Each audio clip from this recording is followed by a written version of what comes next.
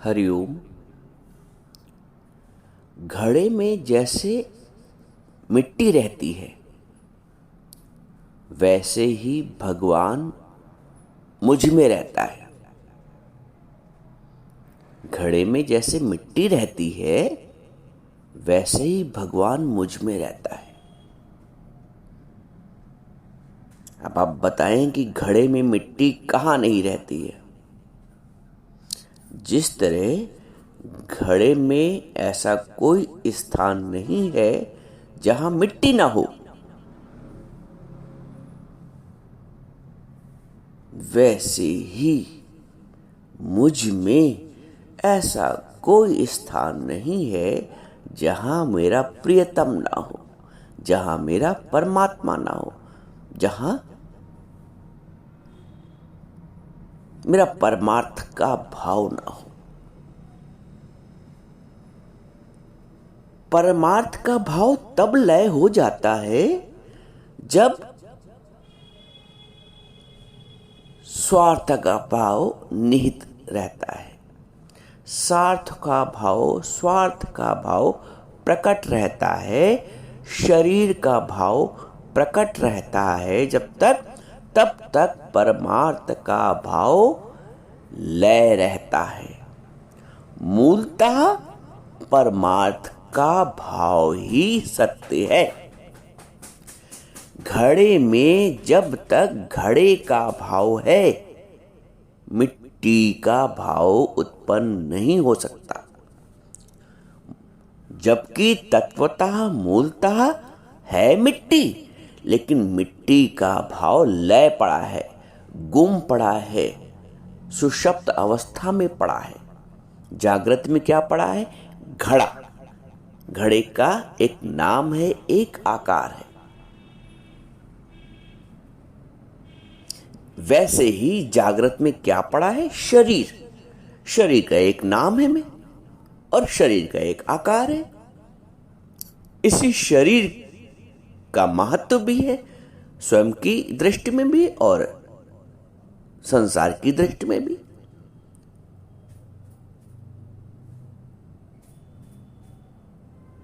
जबकि मूल तत्व जैसे घड़े में मिट्टी है, ऐसा कोई स्थान नहीं है जहां घड़े में मिट्टी ना हो। वैसे ही मुझ में ऐसा कोई स्थान नहीं है जहां परम तत्व की उपस्थिति ना हो, जहां सच्चिद आनंद घन परमात्मा की उपस्थिति ना हो। लेकिन सच्चिद आनंद घन परमात्मा की उपस्थिति होते हुए भी अनुपस्थित रहता है, क्योंकि जो वृत्ति है जैसे घड़े के नाम और रूप में अटक जाती, मिट्टी को देख ही नहीं पाता। हर व्यक्ति घड़ा बोलता है। जैसे वृत्ति घड़े के नाम रूप में अटक जाती है और मिट्टी का दर्शन नहीं होता है, जबकि मिट्टी है। ऐसे बहुत से उदाहरण से हम समझ सकते हैं, लेकिन अभी हम घड़े और मिट्टी के माध्यम से समझते हैं। वैसे तो बर्फ और जल का समझ सकते हैं, सोने का कंगन और सोने से समझ सकते हैं। दिखता कंगन है, मूलतः है वो स्वर्ण। दिखती बर्फ है, आकार उसका, मूलतः है वो जल। जल होते हुए भी जल नहीं दिख रहा बर्फ में, मिट्टी होते हुए भी मिट्टी दिख नहीं रही, घड़ा दिख रहा है। वैसे ही परमात्मा होते हुए भी परमात्मा नहीं दिख रहा है और शरीर दिख रहा है, नाम और रूप दिख रहा है।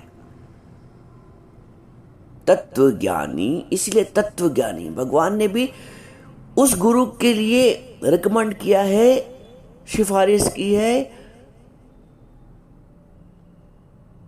जिसको तत्व का ज्ञान हो। तत्व विधि प्रणिपातेन परिप्रश्नेन सेव्या उपदेशयन्त ते ज्ञानम ज्ञानिना तत्वदर्शिना। अर्जुन, उस गुरु के पास जो तत्वज्ञानी हो, तत्ववेत्ता हो, जो तुम्हें तत्व का उपदेश करे। किसी से बात चल रही थी। ऋषि का मतलब होता है वैज्ञानिक, जैसे वेद का मतलब विज्ञान, संत का मतलब, ऋषि का मतलब, गुरु का मतलब वैज्ञानिक। जैसे वैज्ञानिक किसी वस्तु को, किसी पदार्थ को तत्व से जानता है,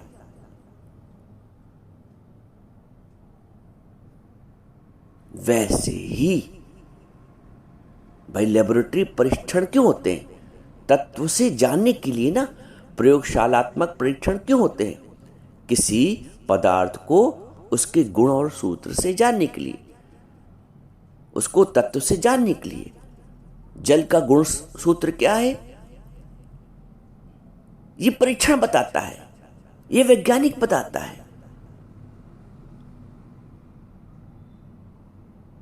वातावरण में जो ऑक्सीजन विद्यमान है, जो हवा विद्यमान है, उसका गुण सूत्र क्या है, ये परीक्षण के पश्चात एक वैज्ञानिक बताता है। तो वैसे ही मुझ व्यक्ति में वो अव्यक्त परमात्मा कैसे विद्यमान है, ये संत बताता है, ये गुरु बताता है। ऐसे नजर नहीं आता है कि मुझ साधारण से दिखने वाले व्यक्ति में वो अव्यक्त परमात्मा कैसे विद्यमान है, वो तात्विक परमात्मा कैसे विद्यमान है। कोरी कल्पना लगती है कभी कभी। किसी बच्चे से कहो कि बेटा ये जो मक्खन दिख रहा है, इसमें दूध है जो तुम शीशी वाला पीते हो, क्या विश्वास करेगा? या उससे कहिए बेटा ये जो तुम आम खा रहे हो, ये इस छोटे से बीज से निकला इतना बड़ा पेड़ जिसमें हजारों आम है।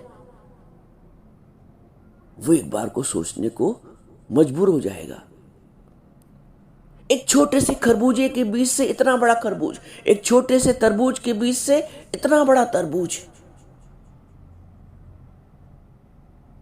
एक छोटे बीज में जैसे एक बड़ा वृक्ष विद्यमान है, हजारों फल विद्यमान है, और विश्वास नहीं होता आरंभ में कि ऐसे कैसे संभव है, लेकिन संभव हो जाता है। जैसे आपको अपने में परमात्मा अनुभूत करने में थोड़ा असंभव प्रतीत होता है, लेकिन जैसे बीज में इतना बड़ा वृक्ष, एक छोटे से क्षुद्र से बीज में इतना बड़ा वृक्ष, स्थूल रूप से देखें तो असंभव प्रतीत होता है, लेकिन सत्य यही है। उस छोटे से बीज में इतना विशाल वृक्ष और उसमें हजारों फल विद्यमान है। ऐसे ही मुझ में, मेरे जीव भाव में, जैसे वो बीज गुम होता है धरती में तब वृक्ष बनता है, वैसे ही मेरा जीव भाव, जैसे माली उस बीज को मिट्टी के अंदर बोता है, गुम करता है तो वो वृक्ष बनता है, वैसे ही गुरु रूपी माली मुझ जीव भाव रूपी बीज को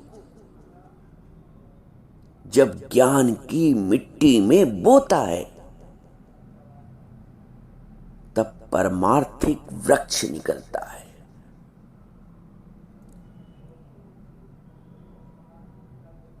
जो विभिन्न गुण रूपी फलों से भरा होता है।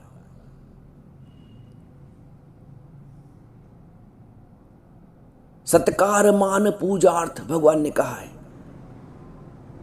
ये परमार्थिक फल है।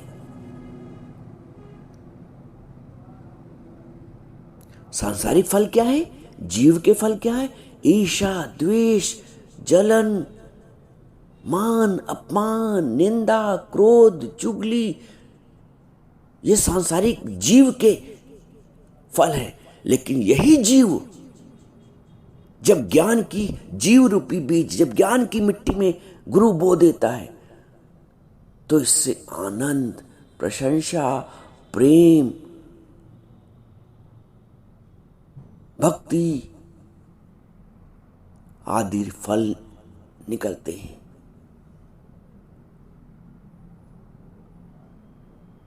अब जैसे वो बीज मिट्टी में बोने के लिए अपने आप को समर्पित कर देता है मालिक को, वैसे ही जीव को भी, मुझको भी अपने अहंकार समेत गुरु को समर्पित कर देना चाहिए कि हे गुरुदेव, इस जीवन को सार्थक करिए।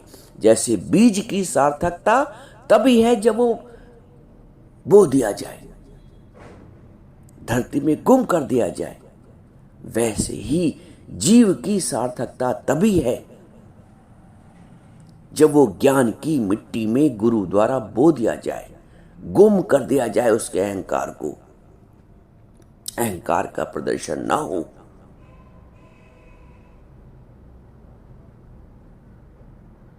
और जब बीज बो दिया जाता है तो उस पे उसके बाद बारिश, धूप, पानी दिया जाता है, प्रकाश दिया जाता है, कांटों से उसकी रक्षा की जाती है। वैसे ही जब गुरु हमारे जीव भाव रूपी बीज को ज्ञान की मिट्टी में बोता है, ऊपर से ज्ञान की बारिश करता है, वैराग्य की छांव देता है,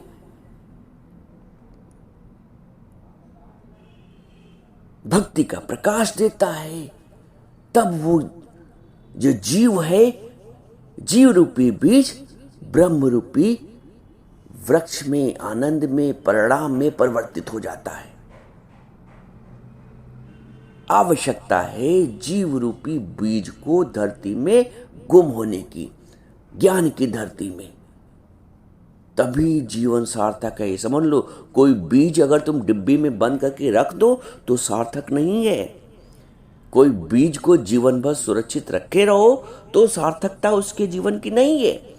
जब तक बीज को बोया नहीं जाएगा, जब तक बीज वृक्ष नहीं बन जाएगा, जब तक उसके वृक्ष से लोगों को कल्याण नहीं होगा उसके फलों से, तब तक बीज का कोई महत्व नहीं, कोई सार्थकता नहीं। वैसे मुझ जीव का तब तक कोई सार्थकता नहीं जीवन की, चाहे 80 साल जी जाए, 90 साल जी जाए, 100 साल जी जाए, यदि मैंने अपने अहंकार को बचा के रखा है, यदि मैंने अहंकार को अपने ज्ञान की मिट्टी में गुम नहीं करवाया है गुरु के माध्यम से, जीवन व्यर्थ है। जीवन रूपी बीज, जीव रूपी बीज व्यर्थ है।